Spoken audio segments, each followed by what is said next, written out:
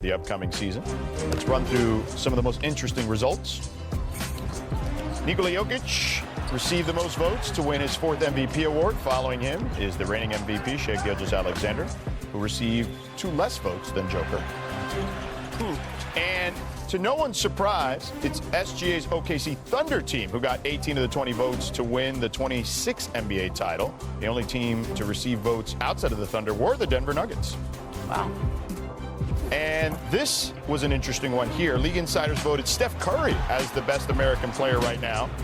Anthony Edwards received 3 less votes than Steph.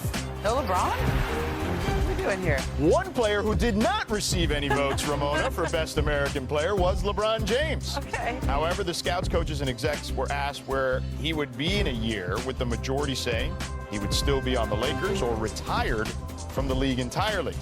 But before we even get to what the future has in store for LeBron, let's take a look at the roster he'll have for year 23. Bobby, take it away. Well, one thing we do know that LeBron will be on the Lakers roster at the start of this season, of course. And I do think what they've done this offseason, when you're looking at the addition of DeAndre Ayton and certainly Marcus Smart and Jake LaRavia, they're in the conversation when we're talking about some of these top teams in the Western Conference. But here are some of the questions we're going into the season. Year 23 of LeBron. That is remarkable. The last time we saw him was that Game 5, limping off the court with that knee injury against Minnesota here. We talked about the newcomers integrating Marcus Smart, DeAndre Ayton, and Jake LaRavia. The loss of Dorian Finney-Smith. Is there enough perimeter defense? And here's the big thing. Balancing the 2 timelines. Oof. You are a win-now team, but then you also have an eye out in 2026 and 27 when you have potential of $100 million of cap flexibility with Luka on that roster to build around him now. That's going to be the most challenging thing this year is the 2 timeline approach, win now versus the future. That's always tough. I feel like every time somebody's trying to go through these 2 timelines, it's a very delicate dance, to your point. Now, Shams, let me ask you this. LeBron in the last year of a contract at the moment, what determines his future? I think just seeing how this year plays out, I mean, it's clear that he's not sure whether, does he have 1 year left? Does he have another season after that? So 2026, 2027. I did speak to his agent, Rich Paul, at Clutch Sports today, and he told me it's important not to worry about the future when it comes to LeBron James. Just appreciate the present and also maximizing his present. And that, obviously, that onus potentially falling on the Lakers and what team they put around him. But it's obvious. How does he feel about the Lakers going into the season as the year continues on? Can they be a contender moving forward? And I think the other thing that also sits here as well is Bryce James is going to start his freshman year at college. How does he look? How does he look as a prospect? How does he play into the 2026 NBA draft? So these are all things I think LeBron James is going to be open-minded about. Ramon, let me ask you this, because the poll was basically LeBron's a Laker or LeBron retires. What did you make of that particular distinction? Well, it's just because it's hard for him to go elsewhere. I mean, Bobby and I call you 7 times a week about how, if they did this, it's just hard for anyone to trade for a guy making $52 million. It's a lot of money. And even he would have to, ask for that. He would have to approve of that. And I think that we're in a position now where if he was going to do that, he's had opportunities, whether it be a couple years ago with the Warriors when they came calling. They expressed interest again this summer. The Cavs are on that list because we all know the heartstrings are there in Cleveland. But if they were going to do anything, it would probably have to be before the regular season even started because they're in the second apron. And so I think it's just hard to envision how he would go someplace else unless he asked for that. And Shams, to your point, it's based on how the Lakers do. If they're winning, if they're rolling, I think he blends in.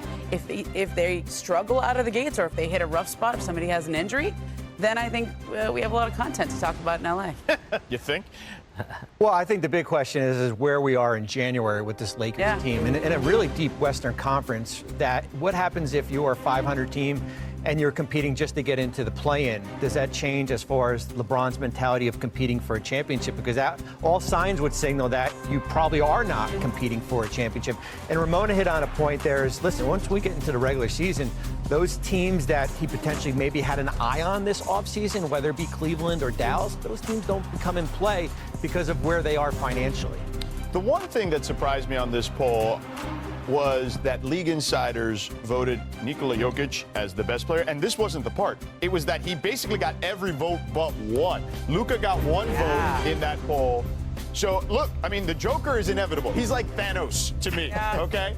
But were you surprised at how lopsided this was? Well, I was surprised because then there's another question on there as far as who the MVP is, and Shea got 5 votes, and I think Jokic got 7. Right. So I'm thinking, like, well, wait a minute, how come Shea didn't make him onto this year? I am surprised with that. Certainly the disparity, not that Jokic is number 1, but that nobody else outside of Giannis would like outside of Luka was even on there. Look, I covered that series with Denver and the Oklahoma City Thunder, and it was a clash of the 2 MVP favorites, right? And Nikola Jokic asserted himself in that series to the point where when you saw them side by side, you saw how important Jokic was to his team, how much he was able to do, how he controlled the game, even on both sides of the ball. It's hard to argue that he's not the best player, and I think even the Thunder would tell you that was the toughest series that they had to get through. If not for Aaron Gordon having an injury in that last game, I don't know what would have happened there. But I am surprised. Giannis should get some votes in that vote. Shea should get some votes, but Giannis isn't. But Jokic is inevitable, as you said. He is that good. Thanos. Shams, what do you think? I mean, I think Shea Gilgeous-Alexander, how do you not give him more love? The year that he just had, MVP, Western Conference Finals MVP, NBA Finals MVP. His own shoe, NBA 2K. I mean, there's a lot of things you can put in there to say why he might be the best player right now in the world. The disparity to me is what catches me off guard. Now, let me ask you this. I'm with you guys. Like, I can make a case for a lot of those guys that you put in there. I just think that the Joker is at the peak of his powers right now, and I think guys around the league, coaches, players, who have to deal with him on a day in and day out basis, it's not that they're throwing shade at these other guys. They just know how tough this dude is to beat in a given moment. I mean, think about it. In that series, I was there for 2 of those games, and it could have gone either way in that series. And then Aaron Gordon gets hurt, and we know what happened in Game 7. But they were on the brink of upsetting the OKC Thunder. Well, and it's amazing because it shows you that thin margin where a Thunder team that was faced with a Game 7 at home. Imagine if you lose that game. We're probably not talking about them right now. It changes the landscape here, but Oklahoma City wins, and now we're talking about Shea and what the next step is with that group. But I actually think that will help the Thunder now because they've gone through the 16 and they've won. So now that was the year to get them. If you couldn't get them last year, now I think they're going to be more dominant moving forward. Now, Shams, we have something here on the All-Star format. What do you got? So USA versus World will be happening. It's 3 teams. It's a round-robin tournament. 2 U.S. teams, 1 World team. And essentially how this is going to go, I'm told, here are the details. 4 total games, 12 minutes per game, so a total of 48 minutes of action. So it's essentially 1 full game, NBA game regulation. So these 3 teams will face off against each other in 4 total games, 48 total games here in the 2026 All-Star Game, from my understanding. All right, hopefully we get them to play hard, okay? That's all I want. Just go out there and look, we know the international team is going to play hard. So that means the USA team is going to have to buckle in and get ready. All right, so that's the expected All-Star format. We'll see what happens in another year, okay? So, all right, coming up next.